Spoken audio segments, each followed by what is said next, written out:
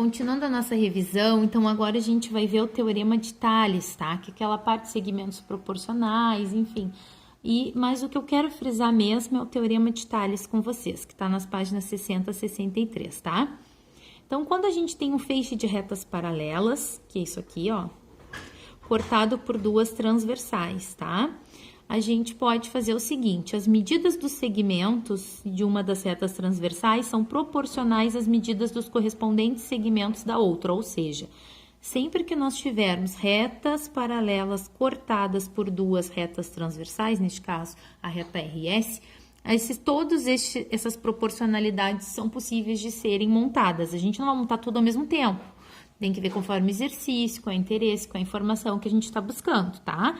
No caso aqui, ó, essa partezinha B que está entre essas duas retas, ó, ela é proporcional a EF, ó, que está aqui, ó, entre essas mesmas duas retas. Então, este segmento é proporcional a este. BC, ó, a FG, tá? E assim sucessivamente, ó, CD a GH, ó, CD a GH. Pode ser que a gente não pegue só assim, a gente pegue um grandão, tipo aqui, ó, o AC, ó. Se eu pegar o AC, que é entre a reta A e C, eu vou pegar o EG, ó. AC, EG, certo? E assim tem vários exemplos aqui, ó. O BD, FH e o AD, posso pegar todinho aqui, ó. AD, EH, tá? Então, esses são possíveis razões, né, de proporcionalidade que vão surgindo a partir do Teorema de Tales. Eu dei um exemplo aqui para vocês, eu peguei um exemplo para a gente visualizar isso. Eu tenho aqui um feixe de retas paralelas, cortadas por duas transversais, onde eu tenho os valores de alguns destes segmentos, tá? Só que eu quero encontrar o valor de x. O que eu vou fazer? Eu vou montar as razões de proporcionalidade, ó. 8 está para x, ó, 8 divididos por x, assim como 10 está para 3, ó. Tá? Montei 8x igual a 10 terços. 8 divididos por x igual a 10 divididos por 3. Multiplicação em x sempre, 10x igual a 24, isolando x igual a 2,4, tá? Então, essa parte aqui é bem tranquila. Agora, vamos para a continuação do Teorema de Tales, só que agora nos triângulos, certo? Então, assim, ó, quando nós temos um triângulo, tá? Em um triângulo cortado por uma reta paralela a um dos lados, neste caso, essa reta está paralela à base, mas poderia ser uma reta aqui paralela a essa lateral, tá? Então, não necessariamente tem que estar o triângulo assim bonitinho de em pé. Mas se a gente tiver uma reta que corte, que seja paralelo, ó, a um dos lados, a gente pode aplicar aqui, ó, a mesma lógica, o mesmo conceito do Teorema de Tales ali que a gente tinha visto antes para feixe de retas paralelas cortadas por transversais, tá? Nesse caso aqui, ó, a gente vai dizer que o AM está para MB, assim como a AP está para AC, certo? A gente monta igual a igualdade como a gente montava antes. E tem também o Teorema da bissetriz interna, esse sim é um pouquinho diferente. Ó, o que acontece? Bissetriz, ó, é uma reta que divide o ângulo aqui, ó, em dois ângulos iguais, tá? Eu tenho um ângulo e passo uma reta por ele e ela divide exatamente aqui em dois ângulos congruentes iguais.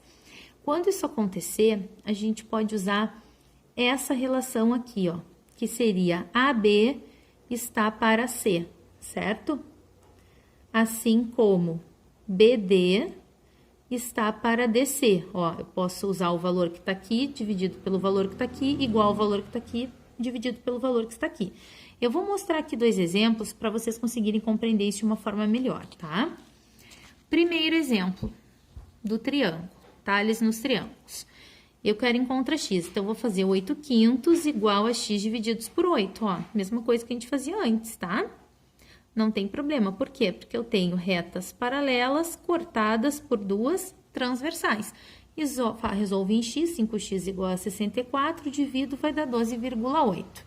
Ok? Bem tranquilo. E o Teorema da bissetriz interna, ó, esse aqui dividiu um ângulo em dois ângulos iguais, ou seja, isso aqui é uma bissetriz. Cuidado para não confundir com essa parte aqui, são coisas distintas, tá? Como é que a gente faz isso aqui? Eu botei ou por quê? Porque qualquer uma das duas formas está certa. A gente pode montar assim, ó, assim, x divididos por 6 igual a 4 divididos por x, que vai estar certo. Ou a gente pode montar x divididos por 4 igual a 6 divididos por x. Qualquer uma dessas duas igualdades chega no mesmo resultado. Multiplicando aqui vai dar x quadrado e aqui vai dar 24. Aqui também, x quadrado e 24. Então, não interfere, tá, pessoal? Ou, ó, tanto faz. Como é medida, não tem como usar o negativo. Então, não vai ser mais e menos raiz de 24. Vai ser só raiz de 24. Que a gente pode fatorar e vai encontrar 2 raiz de 6, que isso aqui é a matéria que vocês viram antes e foi cobrada na V1, tá? E para terminar, essa matéria que a gente introduziu aqui é o Teorema de Pitágoras, uma matéria bem boa, tá? Que tá nas páginas 3 a 9. O Teorema de Pitágoras, ele só pode ser aplicado em triângulos retângulos, ou seja, que tem um ângulo de 90 graus, certo? O lado oposto ao ângulo reto é sempre a hipotenusa, sempre, nunca mudará, tá? Aqui eu chamei de A, mas é a hipotenusa. E os outros dois lados que compreendem o ângulo reto, a gente chama de cateto, ok? E a fórmula do Teorema de Pitágoras é hipotenusa ao quadrado igual a cateto ao quadrado mais cateto ao quadrado, que ali, né, como eu coloquei como A, B e C, ficou A quadrado mais B, igual a B quadrado mais C quadrado.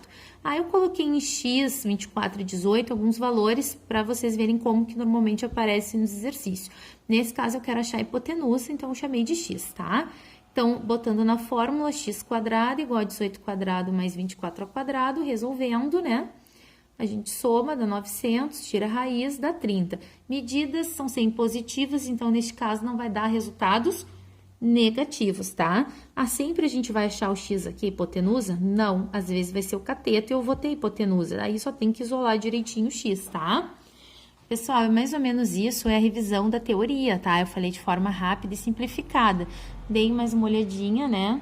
Organize o material de vocês para fazer a avaliação 2. Antes disso, eu já marquei, tá? A gente vai ter uma aula pelo Google Meet, né? Meet. Dia 21 de maio às 9 horas, tá? Vocês podem vir com dúvidas sobre a matéria, o exercício, que eu vou tentar esclarecer isso durante a aula, tá? Então, era isso, pessoal.